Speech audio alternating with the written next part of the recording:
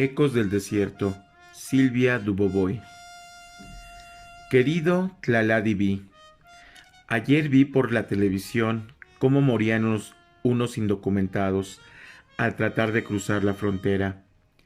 Sé que a mí me puede pasar lo mismo, pero sabes, Tlaladi, yo no puedo quedarme a hacer ladrillos en el pueblo como lo hace mi papá, como los hizo mi abuelo y mi bisabuelo, y como van a hacerlos mis compañeros de escuela. Lo que yo quisiera es otra cosa, no sé qué, pero eso desde el camión le digo adiós a Huicatlán, a sus montes, a mi río y al coro de pájaros que a la distancia parecen despedirme. Cuando se lo dije a mi papá, mi madre dijo, no, y mi padre, piénsalo bien, hasta puedes perder la vida. Pero después de unos días, papá consiguió 5,000 pesos para el enganche de mi viaje. El resto lo pagarán mis tíos en Phoenix. La central camionera de la Ciudad de México parece un hormiguero. ¿Quién sabe de dónde sale tanta gente cargando bultos, maletas, mochilas, sentada en el piso, caminando o corriendo? Y salen camiones cargados de personas. Yo no sabía a dónde dirigirme. Señor, señor, ¿dónde compro un boleto para Nogales? Joven, disculpe, ¿dónde se paran los camiones que van a Nogales? Señora, ¿cómo hago para tomar el camión a Nogales? Nadie se detuvo a contestarme. Finalmente di con la taquilla y compré el boleto. Allí estaba marcado el número del andén y a empujones me subí al camión, que me pareció grande y cómodo. Desde mi asiento, junto a la ventana, vi a 3 jóvenes tocando la flauta. Tenían una cachucha en el suelo donde la gente les echaba unas monedas. ¿Te acuerdas, Tlaladi, que el maestro de música formó una orquesta y que cuando varias canciones nos salían bien, nos llevaba a competir a la ciudad de Oaxaca? El maestro me dijo que si seguía estudiando con tanto entusiasmo, sería un gran flautista, y me regaló un libro con la biografía de Mozart. Lo llevaba en la bolsa interna de mi chamarra para acompañarme en el viaje. El camión empezó a moverse. Pensé que si algún día necesitaba dinero, tocaría en la calle como esos 3 jóvenes. En mi camino, varias veces vi cómo la luz se iba yendo hasta que nada quedaba, y cómo luego reaparecía por la mañana. Una de esas noches me despertó la lluvia contra el techo del camión. Producía un tamborileo fuerte como el de los tambores de la banda de la escuela. Gotas gordas golpeaban los cristales de las ventanas y del parabrisas, explotaban y nada se distinguía más allá de la ventana. Yo no sé por qué me hicieron recordar la tarde en que mi papá estaba echando el barro en las rejillas para hacer ladrillos, cuando un golpe de brisa lo cubrió con el humo del horno hasta hacerlo desaparecer. Temí que cuando se disipara el humo ya no estuviera él. No faltaba mucho para Nogales. Un tal Martín me buscaría en el Hotel Buenaventura. Ojalá lo haga, pensé, porque si no, Tlaladi, ¿yo qué haría? «¿Qué suerte tienes, muchacho?», me dijo un taxista en cuanto bajé del camión. «Llegas a las mejores manos. Conozco la zona como nadie. Yo te paso al otro lado». Unos pasos más allá se me acercó otro y me dijo lo mismo, y más allá apareció un coyote. Ese sí que tenía mirada de lobo. «Ese, mi chaparrito. Llevo en Nogales más de 25 años y conozco el desierto como la palma de mi mano. Para tu seguridad y la mía, no acepto mujeres con niños ni gente mayor en el viaje. ¿Qué te parece? Escúchame, si nadie vino a recogerte, quiere decir que ya te dejaron. Más vale ir a lo seguro. Dame tu dinero y salimos al rato». Fui al hotel y en cuanto me recosté, sonó el teléfono. «¿Listo para salir?». «¿Quién habla?». «Yo, el que te va a ayudar para que llegues al otro lado. ¿Y usted cómo se llama? ¿Qué importa? Lo que cuenta es que soy el mejor. Todos me conocen por el güero y salgo hoy a las 12 de la noche con un grupo pequeño. ¿Paso a tu hotel por el dinero? Muy asustado colgué. Tenía miedo hasta de salir a comprar un refresco. No fuera a ser que justo en ese instante Martín llamara. Pero pasaban las horas y el teléfono mudo. Tenía hambre y un sudor frío me cubría el cuerpo. Me levanté, me lavé la cara, me mojé el cabello, tomé varios vasos de agua y volví a tirarme en la cama. Mucho rato después, un ring ring me sacudió. Soy Martín, espérame en tu habitación. Martín también tenía mirada de lobo, pero sonrió y me dio la mano. Tengo noticias de tus tíos. Mi corazón comenzó a latir a 1000 por hora. Lo mejor para evitar timadores es que vengas a la casa. Tendrás un cuarto compartido y un baño con regadera. Claro que voy a cobrarte, pero te saldrá más barato que este hotel. En el camino le pregunté cuándo salíamos. Pasado mañana, dijo. Estoy esperando a que se junte todo el grupo. ¿Cuántos seremos? De 20 a 25. ¿Hombres y mujeres? 2 mujeres ya entradas en años y un niño, pero nunca he fallado. Hace 15 años yo pasé a tus tíos, me conocen y me tienen confianza. Cuando se juntó el grupo, Martín nos dijo, saldremos hoy, caminaremos las próximas 3 noches. Durante el día permaneceremos entre los matorrales porque el calor es de 40 a 60 grados. Yo ya había escuchado que en el desierto de Sonora se alcanzan hasta los 70 grados. Con esa temperatura surgen quemaduras, el cerebro empieza a cocerse y las personas van cayendo poco a poco. Para olvidarme de todo eso, miré mis tenis nuevos. Eran suaves y con suela delgada, justo para que no me pesaran en la travesía. Recorrí el grupo con la vista. Una de las señoras llevaba a un niño como de 7 años. Van a atrasarnos y no van a aguantar, pensé. Les recomiendo comprar 2 botellas de agua de 4 litros y llenar las mochilas con latas, pan o tortillas. No carguen ropa. Los necesito listos a las 11 de la noche. Corrí a comprar lo que Martín aconsejaba y como sobraba tiempo, saqué mi flauta de barro, la que tenía desde niño, la que me hizo mi mamá, y me puse a tocar. Mientras escuchaba la melodía, recordé las manos de mamá amasando el barro, dándole forma para hacer flautitas, campanas, peces y collares de pajaritos. Volví a verla a la hora de la despedida, entregándome una bolsa con 3 tortas. Nos quedamos mucho tiempo abrazados, diciéndonos en silencio que algún día, quizá, volveríamos a vernos. Y vi a papá tomando mis manos. Vi que las arrugas de su frente se hacían más profundas y escuché el susurro de su voz. Cuídate mucho. De Carmelita, mi hermanita, me despedí sin despedirme, la noche anterior, cuando jugábamos lotería, sin saber por qué. De pronto sentí que tenía que dejarla ganar. Cuando vi que solo le faltaba la luna, grité, ¡la que alumbra de noche!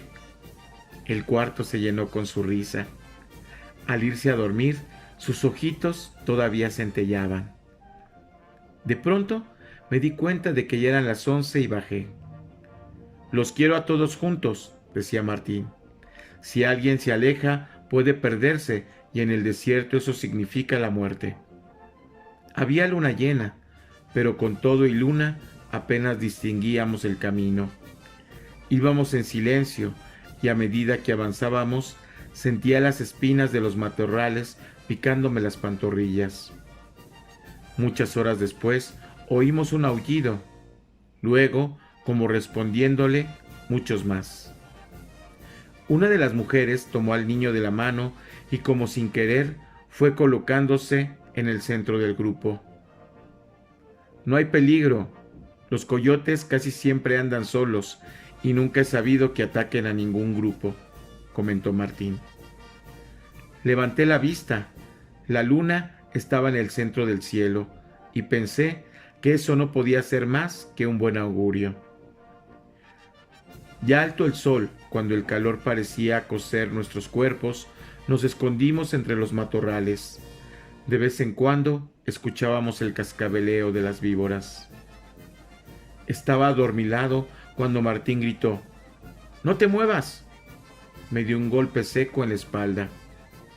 Algo cayó a mi costado y vi correr una cosa negra, peluda, del tamaño de mi mano. Una tarántula del desierto. La traías en la espalda. Si llega a picarte, no la libras. Volté a buscarla, pero ya había desaparecido. Faltaba mucho para la noche y restaban como 200 kilómetros para llegar a la frontera. 4 días y 3 noches. Eso es lo que nos falta, decía Martín. El niño lloraba. Este es apenas el principio. Saqué mi flauta, me la puse en la boca y simulé tocar. Su sonido era como el soplo de un viento que lentamente enfriaba todo mi cuerpo. Cuando ese viento que sentía cuando me sentaba a tocar junto al río. Después abrí mi libro y me entretuve leyendo la biografía de Mozart. Empezó a tocar a los 3 años y a componer a los 6. Algún día conoceré su música para flauta, pensaba cuando me quedé dormido. Iba hasta atrás del grupo. Sentía cada uno de mis pasos como si caminara sobre brasas y oía el aullido de los coyotes más fuertes que la noche anterior. «Ayúdame, Tlaladi, dame fuerzas», pensaba. «No te me quedes atrás, Miguel. Trata de caminar con el grupo», gritó Martín. Me hubiera echado a llorar, pero no tenía agua ni para lágrimas. A mitad de la caminata sentí unos piquetitos en la planta de los pies. Papá me había acompañado al mercado a comprarme unos guaraches, pero yo insistía en los tenis. Son tan cómodos los guaraches. Cuando nos detuvimos, me dejé caer y de inmediato me quedé dormido. Una y otra vez soñé lo mismo, un ejército de tarántulas carcomiéndome los pies. Al atardecer despertamos. Cuando todos se levantaron, yo solo me incorporé y me quedé sentado. ¿Qué no le dije que comprara 2 garrafones de agua?, gritaba Martín a la mayor de las señoras. Yo le extendí mi garrafón lleno. Tengo el otro a la mitad, dije. Luego saqué las latas y las repartí entre las 2 mujeres. Vi en el fondo de sus ojos que estaban a punto de llorar. Lo que yo quería, Tlaladi, además de ayudarlas, era quitarme peso de encima. Qué bueno hubiera sido volverme serpiente y mudar de piel para deshacerme de aquel dolor en las plantas de los pies. Volvimos a caminar y de pronto sentí una llamarada, como si uno de los hornos de ladrillos me hubiera explotado en las plantas de los pies y me desplomé. Gritaba y nadie me escuchaba. Parecía que las lenguas de fuego crecían y crecían. Entonces saqué mi flauta, soplé y la música calmó mi dolor. Cuando abrí los ojos, una de las señoras me ponía paños húmedos en la frente mientras la otra me quitaba los tenis. Tienes espinas enterradas. Si no las sacamos, no podrás dar ni un paso más. ¿Me estoy muriendo?, pregunté. Tienes que ser valiente, dijo uno de los hombres. Yo voy a sostenerte de las manos y este amigo te agarrará de los tobillos mientras te sacan las espinas. Con un pañuelo humedecido en alcohol me lavaron las plantas de los pies y con una navajita y unos alfileres empezaron a sacar las espinas. Yo me retorcía y les suplicaba que me dejaran. No me importaba ya quedarme en el desierto. Me untaron después una pomada, me envolvieron los pies con telas y me dejaron dormir.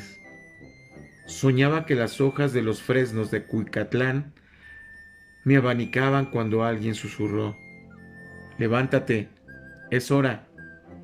Aquí me quedo, no se detengan por mí, ya me recogerá otro grupo. Un señor me echó a sus espaldas y reanudamos la marcha. Todos se turnaron para cargarme. Decían que no pesaba, pero yo sabía que en el desierto cualquier peso extra es demasiado. ¿Quién iba a pensarlo?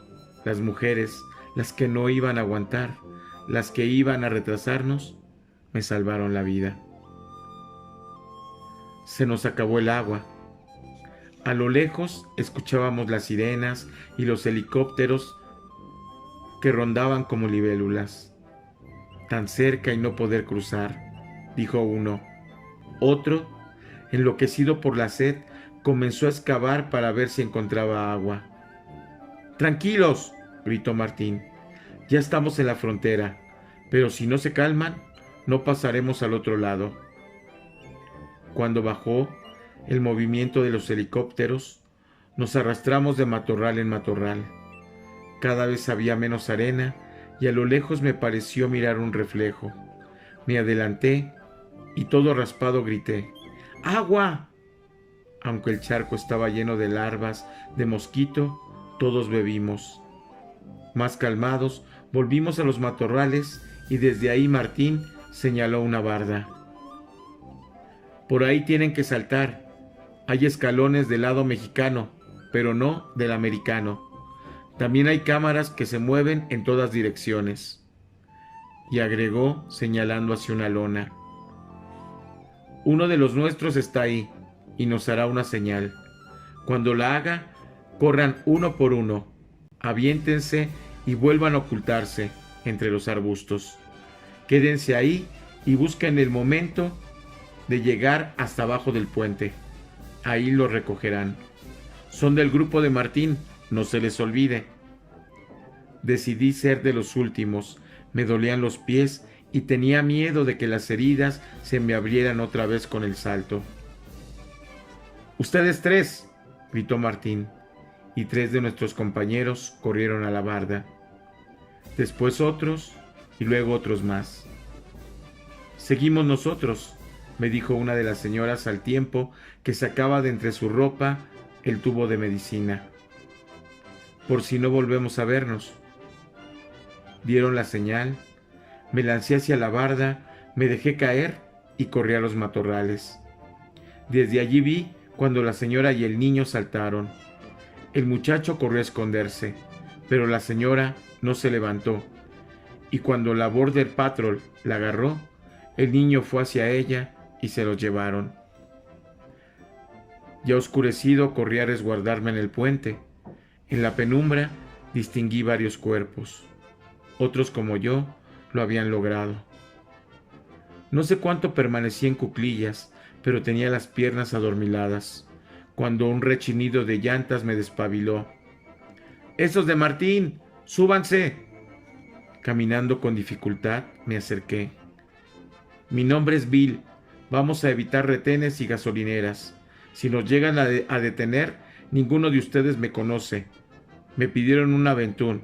¿Está claro?». Me tocó en la cajuela, con otros 2. Imposible moverme. Un gordito me apachurraba. El olor a gasolina me provocó mareo y dolor de cabeza.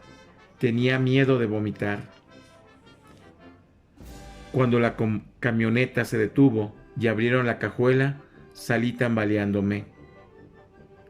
«Aquí en las trailas pueden bañarse y descansar. Traigo ropa limpia para ustedes. Después iremos a comer».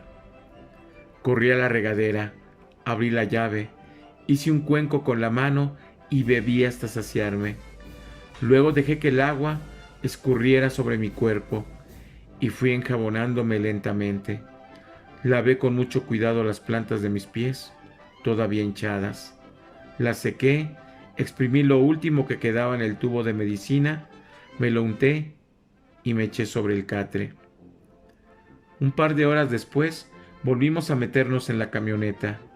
Nos llevaron a un McDonald's y pidieron una hamburguesa y un refresco para cada uno. Voy a llevar a los de Tucson, después a los de Phoenix y al final a los de Prescott. El refresco y la hamburguesa me supieron a gloria, y aunque el calor y el olor a gasolina eran los mismos, me sentí menos mareado.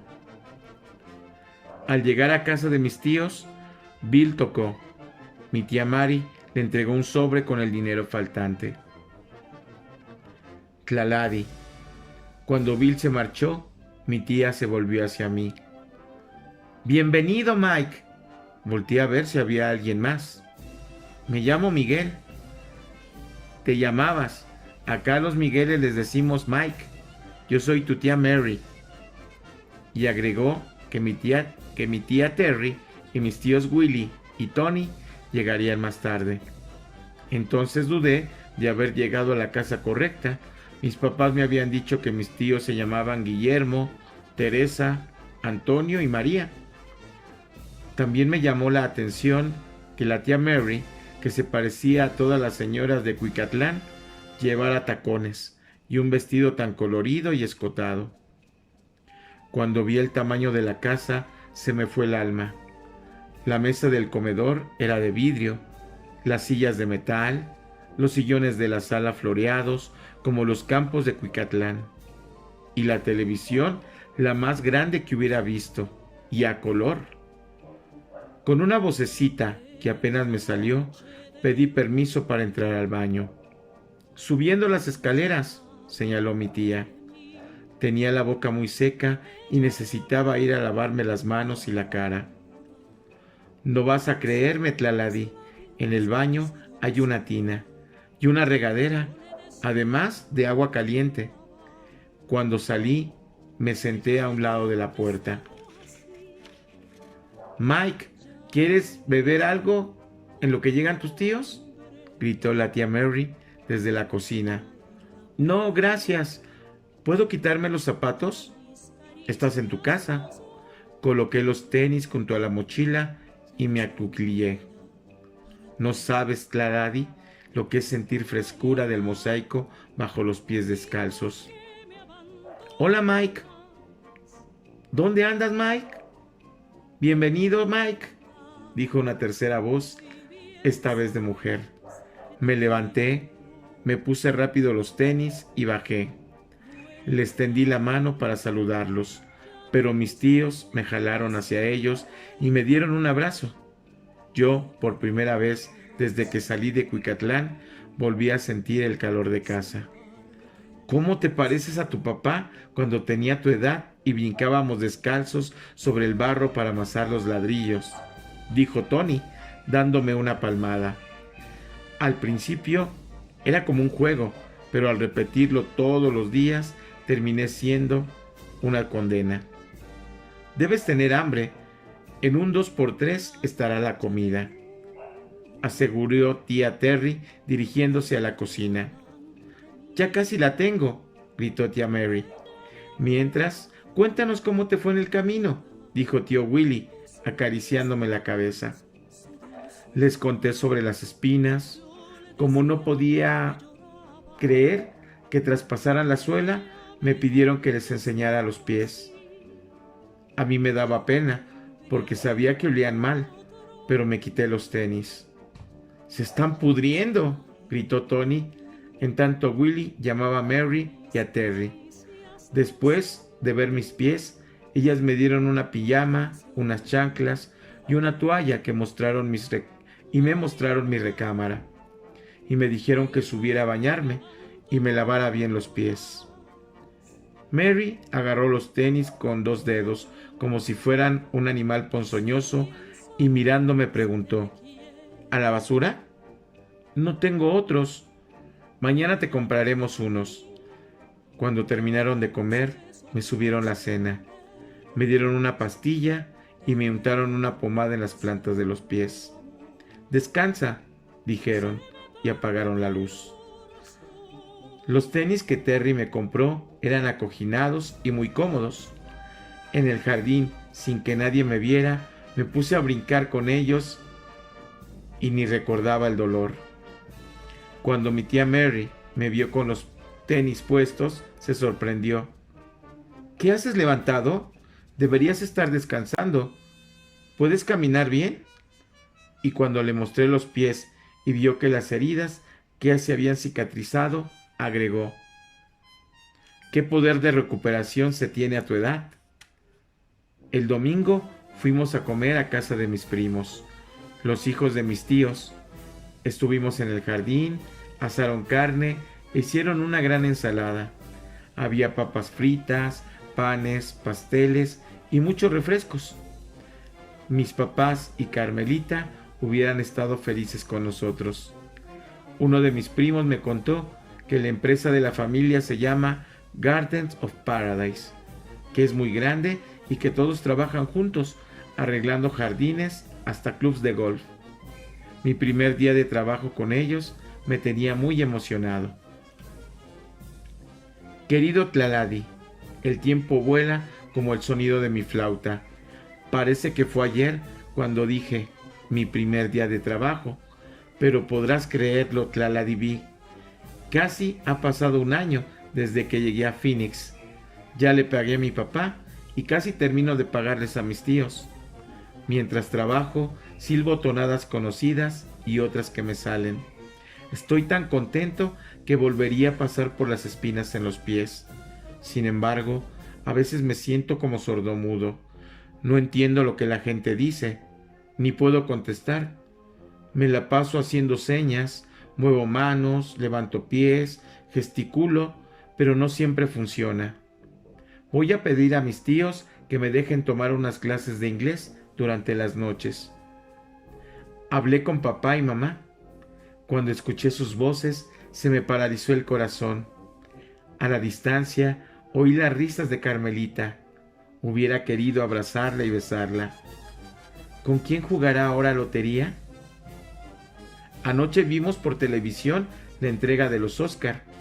Cuando vi que premiaban a los músicos, aplaudí, grité bravos y hasta brinqué. Mi tía Terry volteó a verme. Nunca se me hubiera ocurrido que la música fuera tan importante, le comenté. ¿Qué sería de la radio y de las fiestas sin ella? ¿Qué sería de la vida? Imagínate. Oye, tía, ¿será muy difícil tocar en Hollywood?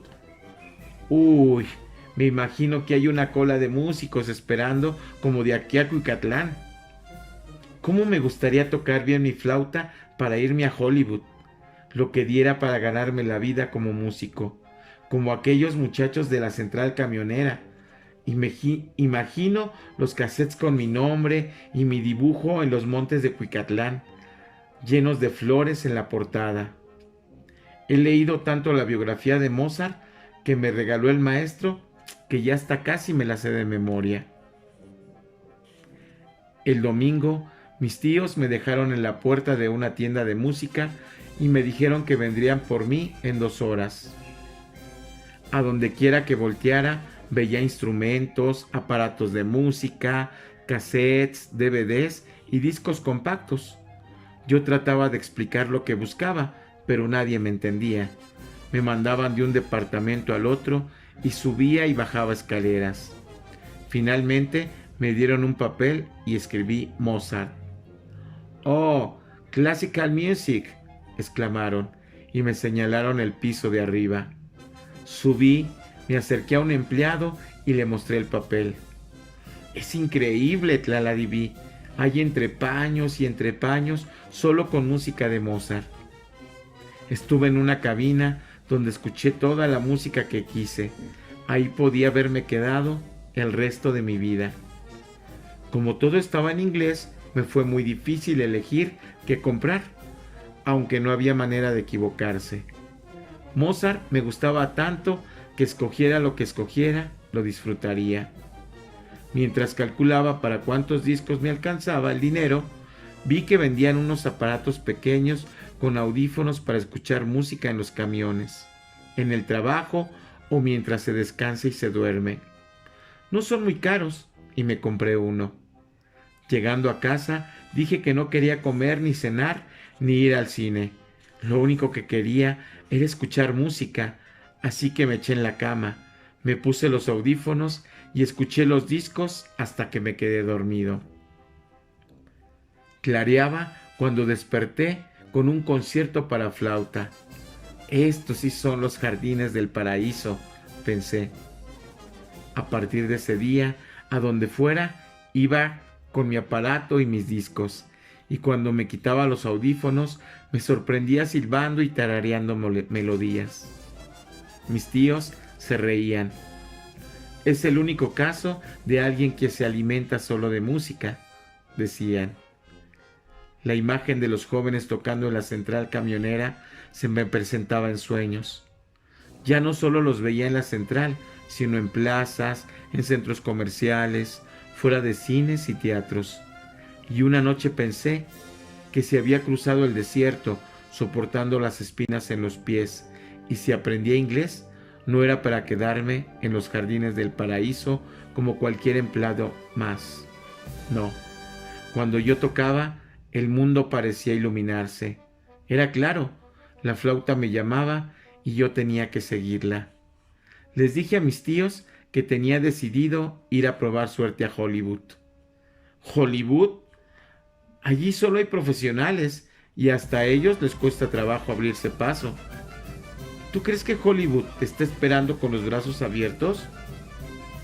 Hollywood es la tumba de los ilusos. Si estás decidido, solo te diremos una cosa. Esta casa estará siempre abierta para ti. En el momento de la despedida, me acerqué a cada uno de mis tíos y les di un abrazo en el que iba todo yo. En el autobús saqué mi flauta de barro y me vi tocándola en alguna esquina, en un parque, con mi cachucha en el suelo rebosante de monedas. Cuando llegué a Los Ángeles, le pedí al taxista que me llevara al barrio mexicano, como me habían aconsejado mis tíos. ¿Y qué crees, Tlaladí? En ese barrio todos hablan español. En casa de un paisano conseguí un cuarto. Al otro día tomé mi flauta y mi cachucha, salí a la calle y me puse a tocar. Había tanto ruido, creo que nadie me oyó. Estuve hasta el atardecer y ni un dime encontré en mi cachucha. Al día siguiente cambié de sitio y al siguiente busqué otro, y de todos volví con mi cachucha vacía. Pasaban los días y el dinero se acababa. Una mañana vi un letrero que decía: se solicita ayudante de cocina. Entré para ver si me contrataban. Me pidieron los papeles y como no los tenía, no me dieron el trabajo. Ya solo con $200 en el bolsillo, entré a otro restaurante. Solicitamos lavaplatos, decía el anuncio, y volvieron a pedirme los papeles y a negarme el trabajo. Abría la puerta para salir cuando uno de los ayudantes se me acercó. Me llamo Ricky. Si quieres trabajar, saca papeles falsos. Me escribió una dirección y regresó a su trabajo. Al día siguiente llegué muy temprano a esa dirección. Era un edificio muy viejo y en mal estado. Subí al cuarto piso.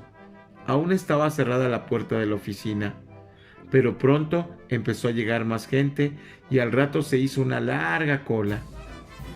Cuando abrieron, vi fotocopiadoras, computadoras, 2 cámaras fotográficas, cortadoras de papel, una máquina para engargolar y 2 máquinas para enmicar. ¿Qué se te ofrece?, preguntó el empleado. Papeles para trabajar. ¿Tu identificación? Le entregué mi credencial. Son $120. Le di el dinero y me mandó con el fotógrafo. Como 2 horas después me volvieron a llamar. Tienes suerte. Mucha suerte, Charles. Yo me llamo Miguel. Ya no. Desde hoy te llamas Charles Guzmán, porque Miguel Contreras ya no existe. Al extenderme el documento agregó: suerte, Charlie, y me guiñó el ojo. Papeles en mano, me dirigí al restaurante donde solicitaban lavaplatos.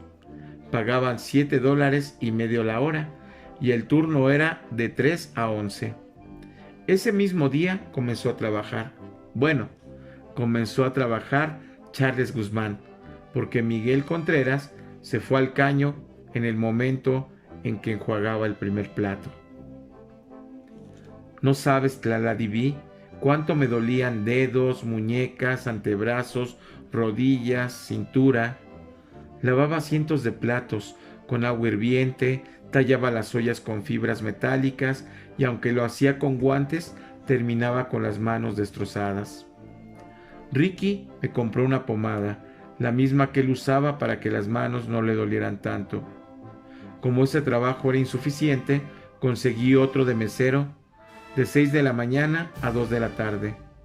Como están muy cerca uno del otro, me iba caminando, corriendo más bien. Me pagaban $8 la hora. Adiós flauta, adiós silbar, adiós música. Todo era trabajar y trabajar. Pero a fin de mes me encontré con más de $2,000 en el bolsillo y comencé a ahorrar para mandarle dinero a mi papá. Un domingo Ricky me invitó a Venice. Por más que le pregunté qué era eso, se limitó a sonreír y a decirme: una sorpresa. Nunca pensé, Tlaladibí, que la gente se pintara serpientes, calaveras, flores, mariposas, corazones o murciélagos en hombros, espalda, pecho, tobillos o piernas. Hasta vi un chico con el cuerpo completamente tatuado. Su piel era una selva de dibujos. Y no lo vas a creer, hombres y mujeres se acercaban a un puesto, escogían un arete y se lo ponían en la ceja, en la nariz, en el labio, en la lengua y hasta en el ombligo. Yo vi cómo les traspasaban la piel con aretes y broches. Eso miraba cuando una mujer me jaló. Déjame ver tu mano.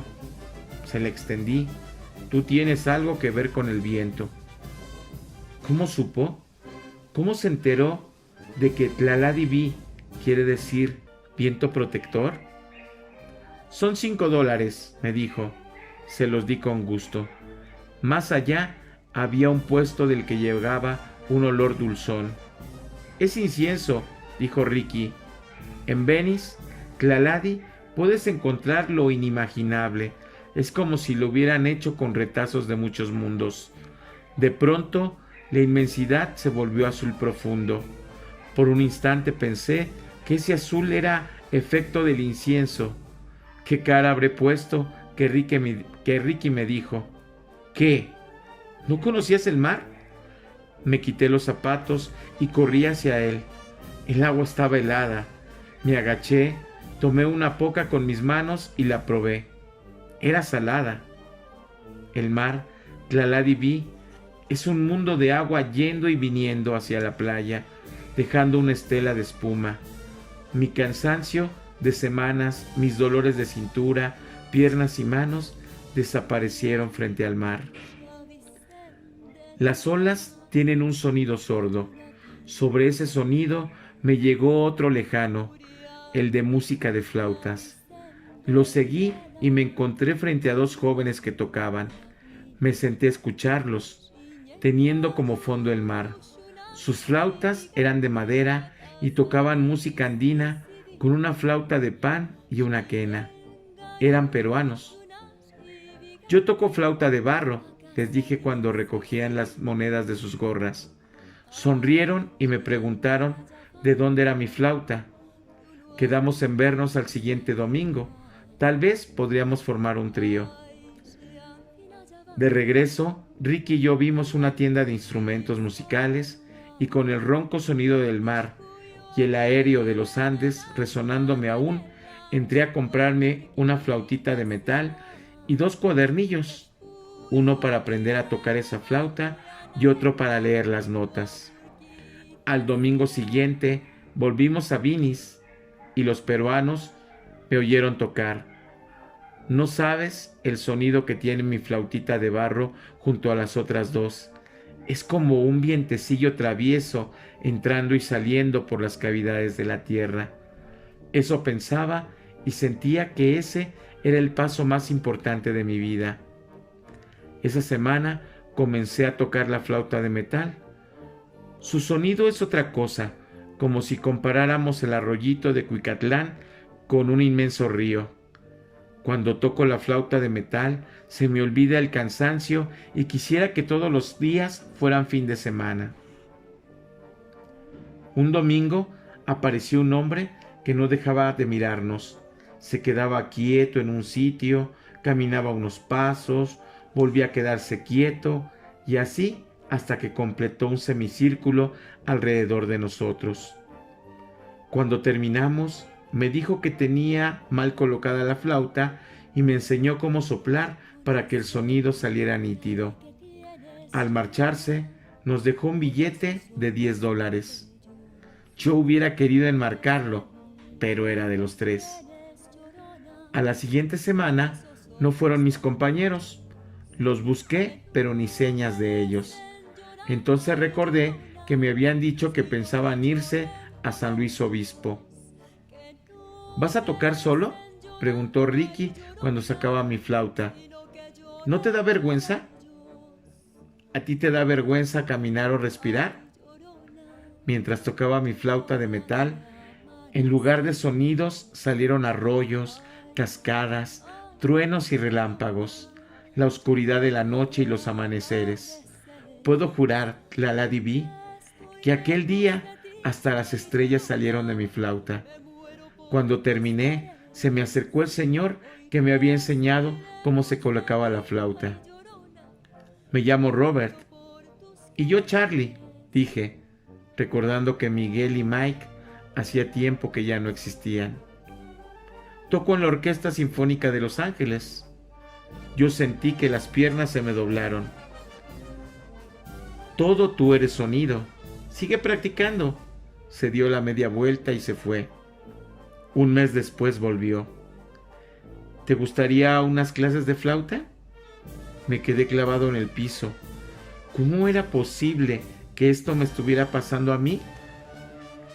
Por el dinero no te preocupes, me pagarás siendo un buen alumno. Y me extendió una tarjeta. ¿El martes a las 8?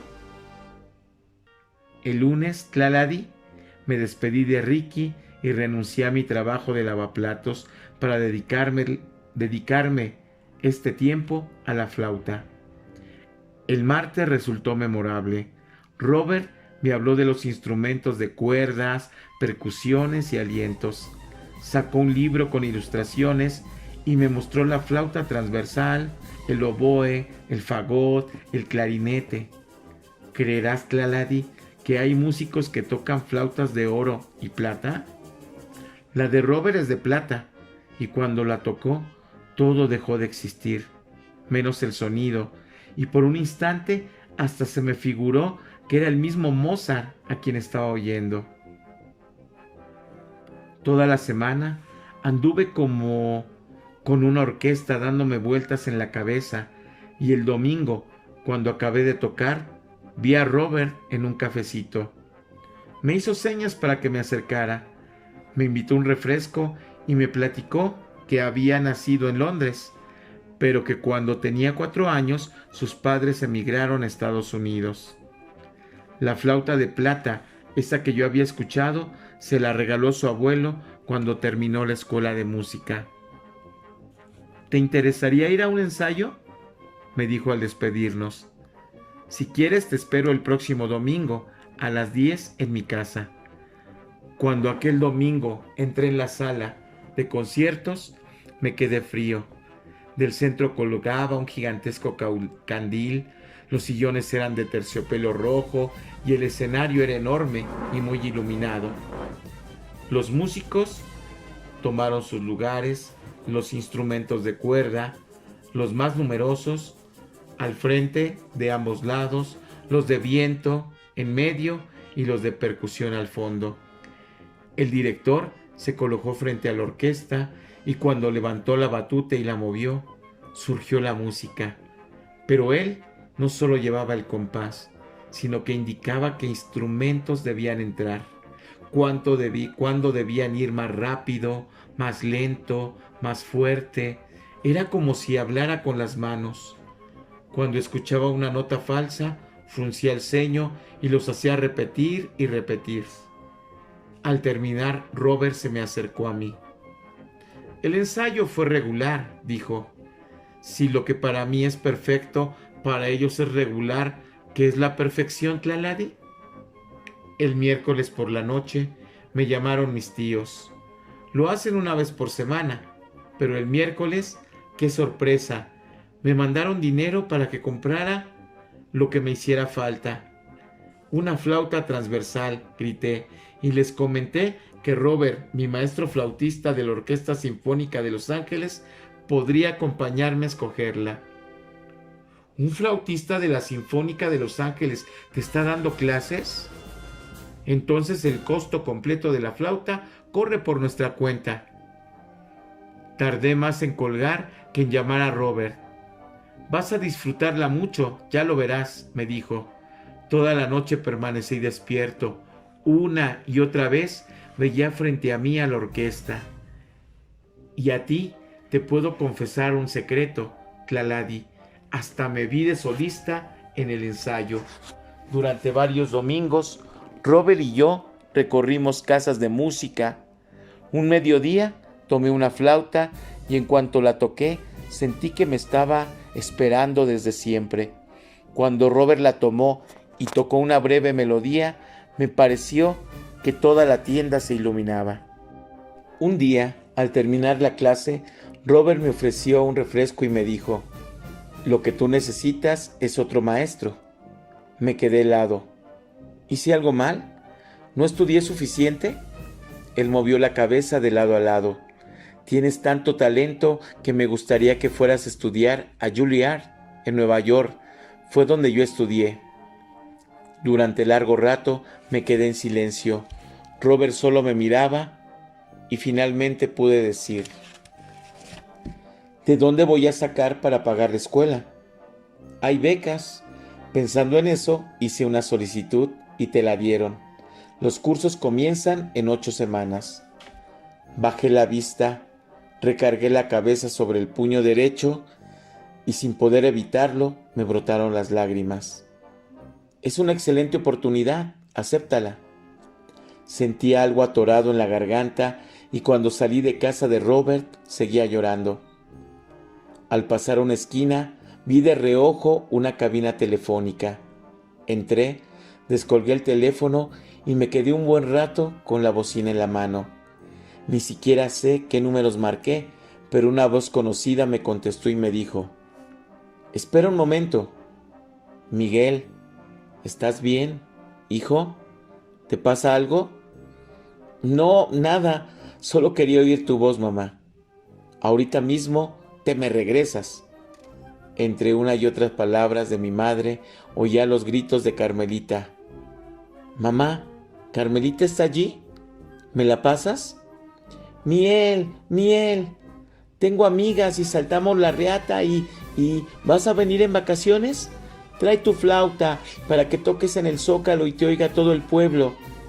Carmelita era un río de palabras. Le prometí ir en vacaciones y se puso feliz. «Va a venir Miel, va a venir Miel». Me pareció tenerla enfrente con sus ojos vivarachos, sus largas trenzas y brincando sin parar. Cuando mamá volvió a tomar la bocina, su voz me olió a tamales y me supo a enchiladas de molo negro, a frijoles recién cocidos y a tortillas recién hechas.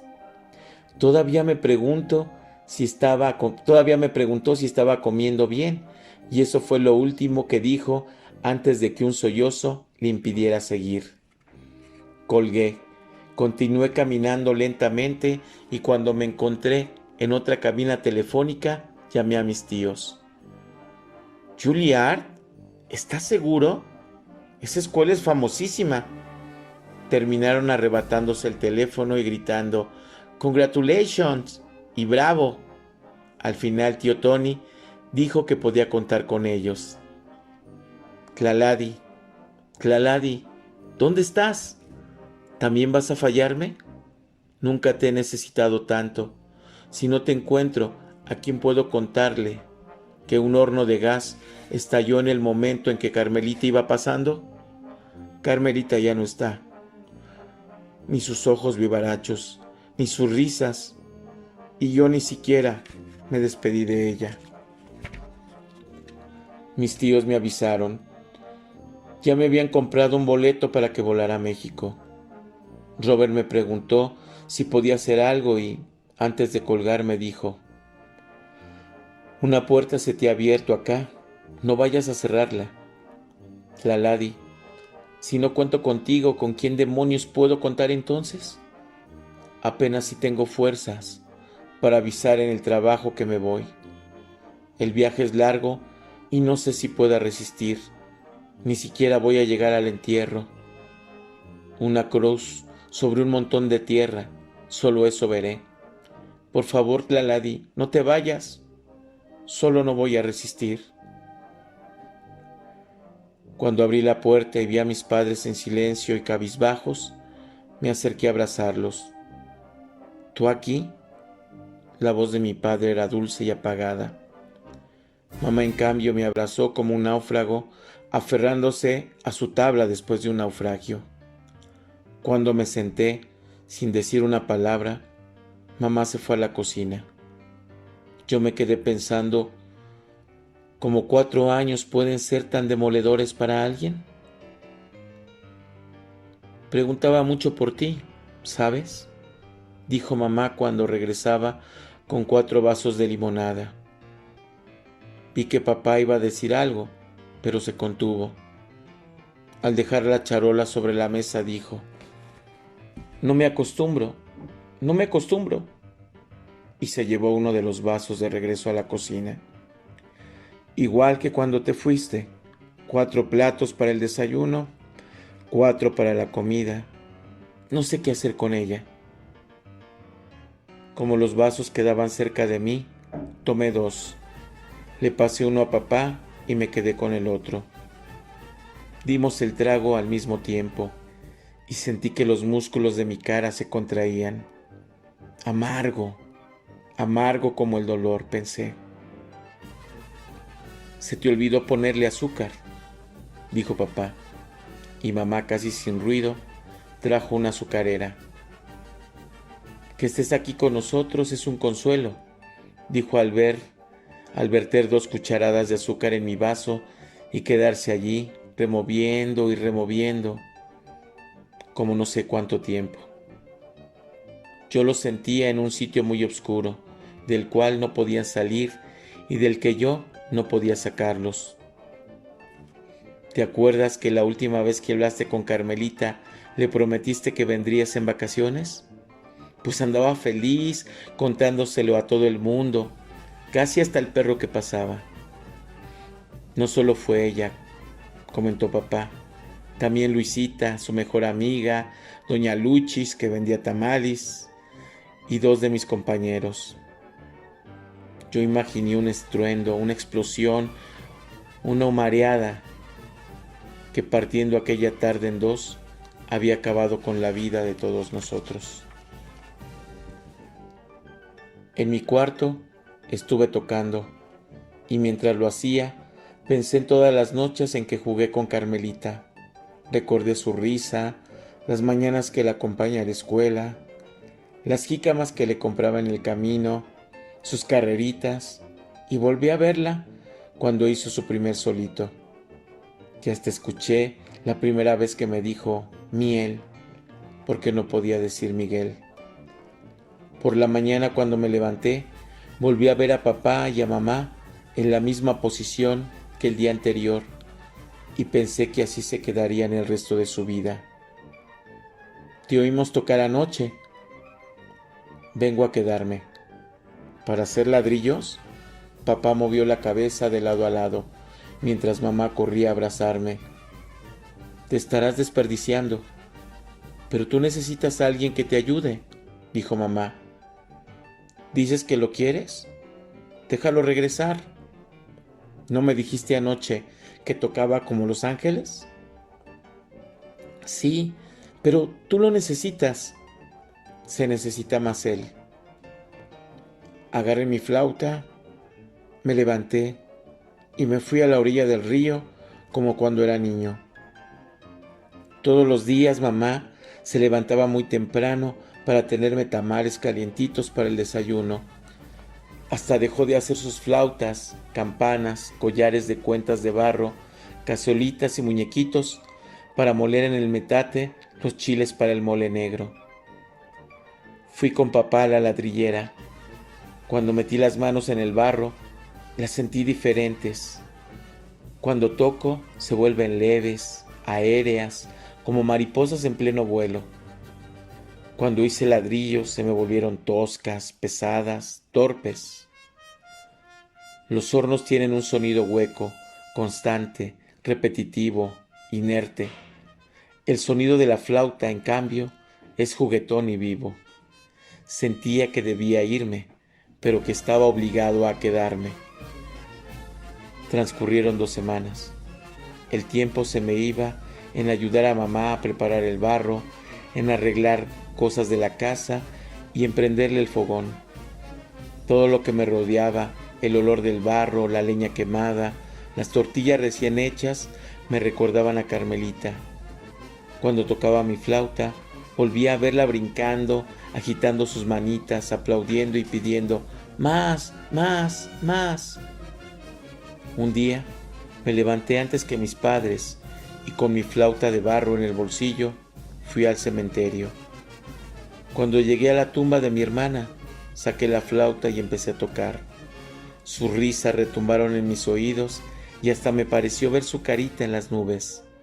Al terminar, hice un agujero y enterré mi flauta. El atole y los tamales me supieron deliciosos aquella mañana, y mientras desayunábamos, dije a mis papás: me regreso el lunes. Mi padre asintió. No puedes hacernos eso, eres lo único que nos queda, exclamó mi madre. Después del desayuno, fui a llamar a mis tíos y les avisé que saldría el lunes. Quedaron de enviar a unos amigos jardineros a recogerme en la estación para ayudarme a cruzar la frontera. Luego llamé a Robert y le dije que estaría en Juilliard para el inicio de cursos. Un día después de mi llegada a Tijuana, David y Alex, los amigos de mis tíos, me ocultaron en el doble fondo de su pick-up para cruzar la frontera. Encima colocaron cortadoras de pasto, aspiradoras de hojas, motocicletas, cuerdas, costales y sierras. El hueco en que quedé era muy pequeño y me sentía en un ataúd.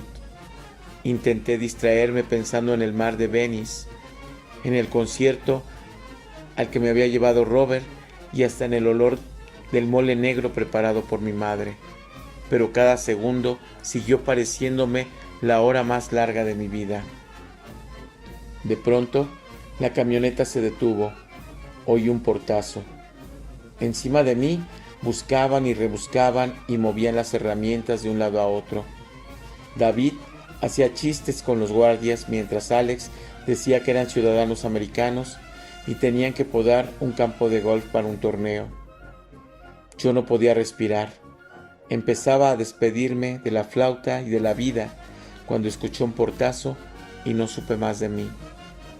Tiempo después, minutos, horas, me sacaron del doble fondo y me echaron agua. «Estás tan pálido como si acabaras de salir de un ataúd», dijo Alex cuando me pasé a la cabina junto a ellos. Me bajé en la estación de autobuses de San Diego, me dirigí a la sala de espera, me dejé caer en una silla y cerré los ojos. Hacía una semana mi flauta de barro había quedado enterrada en la tumba de mi hermana. ¿Enterré solo eso? ¿Y eso que enterré no iba a hacerme falta? Volví a sentir mis manos entre el barro. Eran pesadas, muy pesadas como de piedra. Asustado, abrí los ojos, me dirigí al baño y me eché agua en la cara. Con el agua, mis manos recordaron el escozor del detergente cuando lavaba platos. ¿Cómo estarían ahora sin la pomada que me había dado Ricky? De pronto, volví a sentirlas ligeras, como el día en que Robert aplaudió mi ejecución y entendí que era la música y todo yo lo que me llevaba a Juilliard. Ya más tranquilo, compré el boleto, abordé el autobús y quién sabe por qué, todo el camino me la pasé dormido. En Los Ángeles me despedí de Ricky y de Robert. Empaqué mis cosas y tomé el autobús a Nueva York. Conforme me acercaba, se acentuaba el otoño. Desde la ventanilla vi las hojas de los árboles volviéndose rojas y amarillas, desprendiéndose y volando en diferentes direcciones, cerca o lejos. Irían a caer sobre la tierra y se convertirían en abono para otras plantas. Cuando salí de la estación, entendí por qué se desprendían las hojas. Soplaba un viento helado y yo, a diferencia de las hojas, tenía que ir contra el viento. No lo veía, pero sentía que me empujaba hacia atrás, como una gigantesca mano que me rechazaba. Empecé a caminar y de pronto el viento cambió de dirección y comencé a sentirlo en mi espalda, empujándome. Me dije entonces que el viento y yo nos habíamos acompañado siempre. Estaba ahí cuando mi mamá pedía que reavivara el fuego y yo soplaba sobre los leños del fogón, y estaba también cuando tocaba mi flauta. Juilliard es inmenso. En cada piso hay un piano y salones para practicar. También hay dormitorios para los estudiantes. A mí me tocó compartir la habitación con un coreano. Entre mi mal inglés y el suyo, entre mi español y su coreano, era imposible comunicarnos. Sobre su cama había un estuche de violín. Yo saqué de inmediato mi flauta y le hice señas de que ese era mi instrumento. El coreano me hizo una reverencia y me dijo quién sabe cuántas cosas que no entendí. A partir de que llegué a Juilliard, las 24 horas del día no me alcanzaron para leer, practicar y estudiar. Un día, más rápido de lo que hubiera imaginado, me encontré en la Navidad, en puerta y con Juilliard casi para mí solo.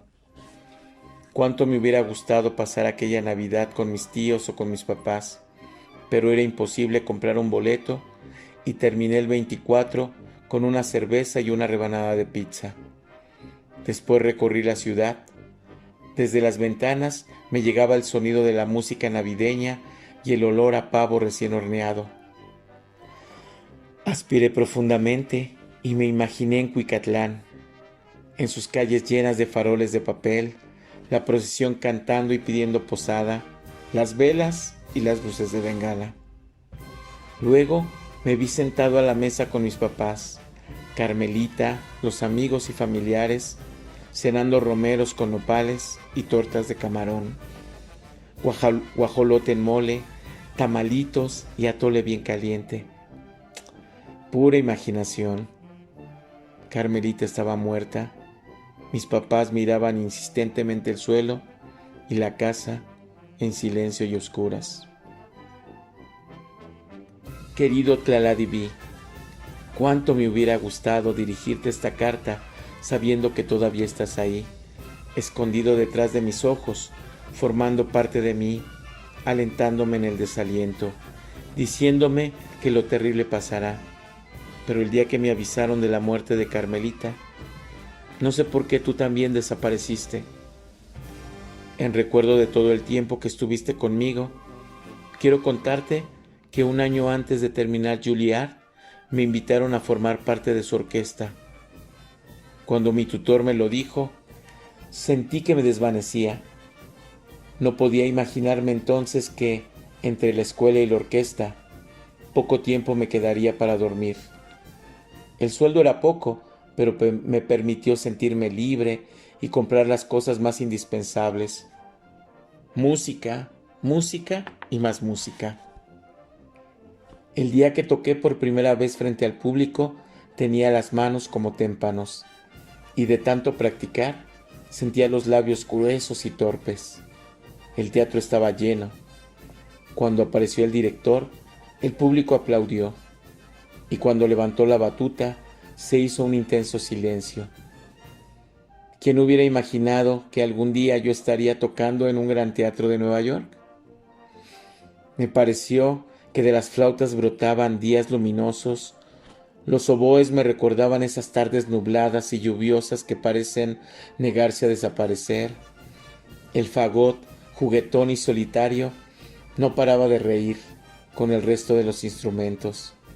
Los clarinetes ágiles y rápidos subían y bajaban de agudo a grave, como relámpagos apareciendo y desapareciendo sobre un cielo tormentoso, mientras la tuba, con sus latidos, sostenía el ritmo. Cuando las voces de los instrumentos se apagaron, yo no sabía dónde me encontraba. De pronto, una mano se posó sobre mi hombro y al voltear vi a Robert.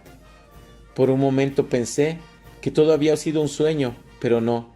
Robert había viajado desde Los Ángeles para oírme tocar. Nos abrazamos. «Excelente, yo lo sabía», murmuraba.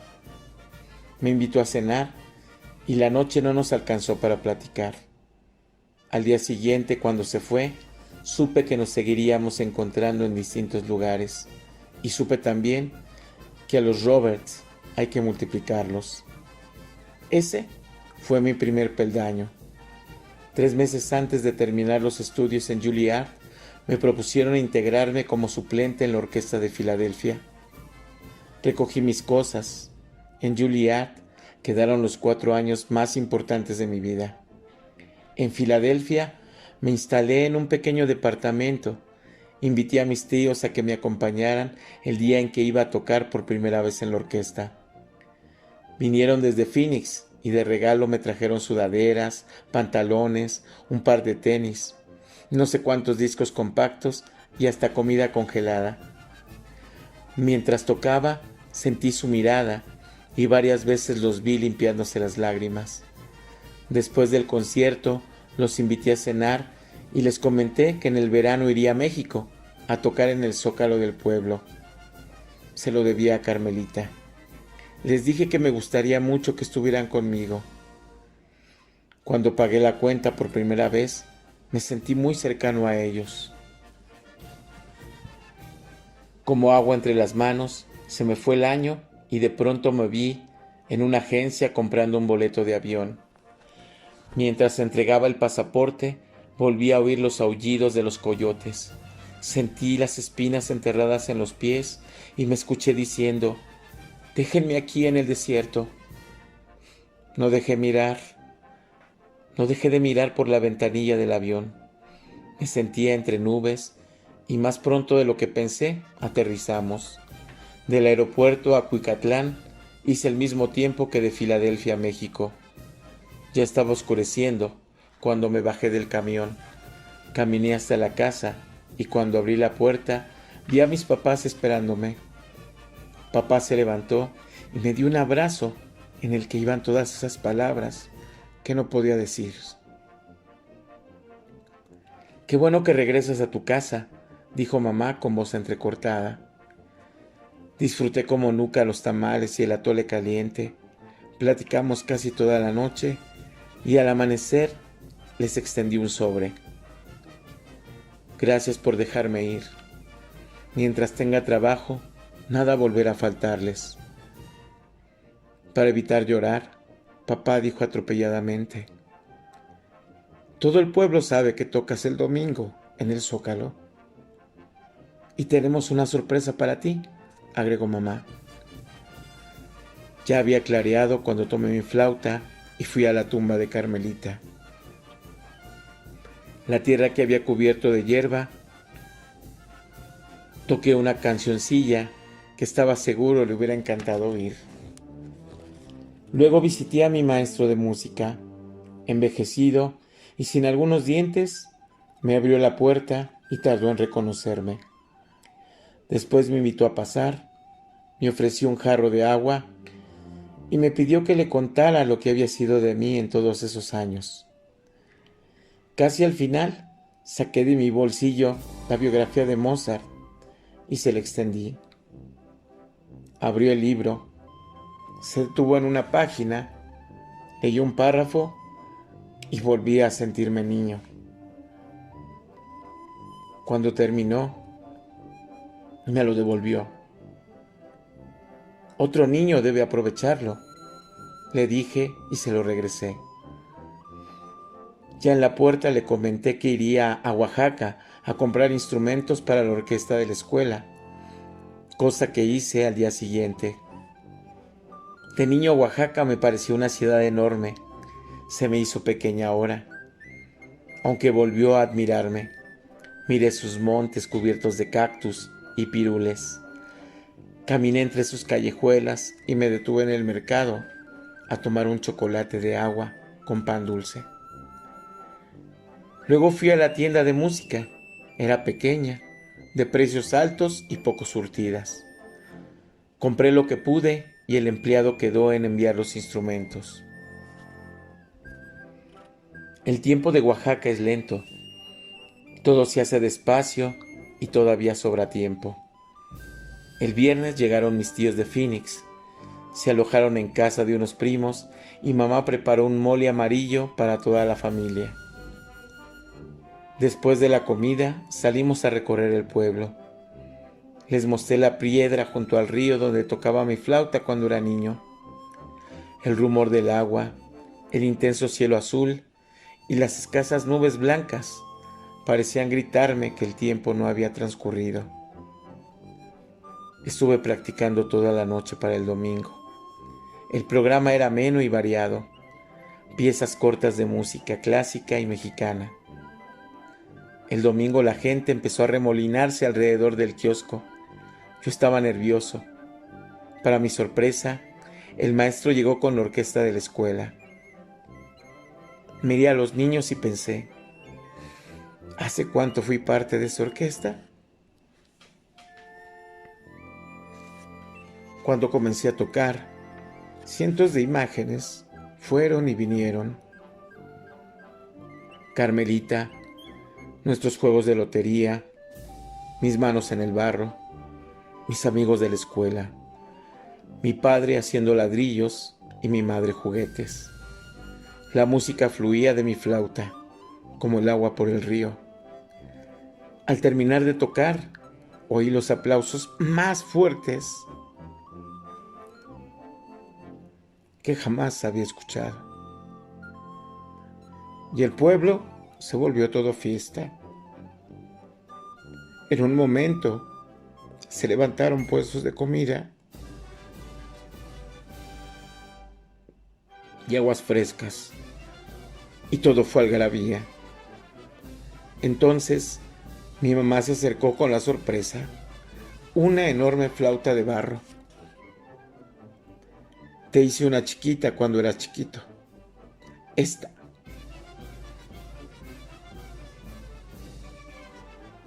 Es una flauta grande para un gran flautista. Mis compañeros de escuela me entregaron un tapete con imágenes de instrumentos musicales que ellos mismos habían tejido. Así te acordarás siempre de nosotros. Un poco antes de que se ocultara el sol, levantaron los puestos y yo me fui con mi flauta de barro como niño con juguete nuevo, a probarla en la piedra junto al río, sobre mi piedra. Para mi sorpresa, estaba un niño mirando la corriente mientras tocaba un pequeño tambor. El niño estaba tan embebido en la música que no me vio. Hace años se fue Miguel, me dije. Ahora ha vuelto Charlie.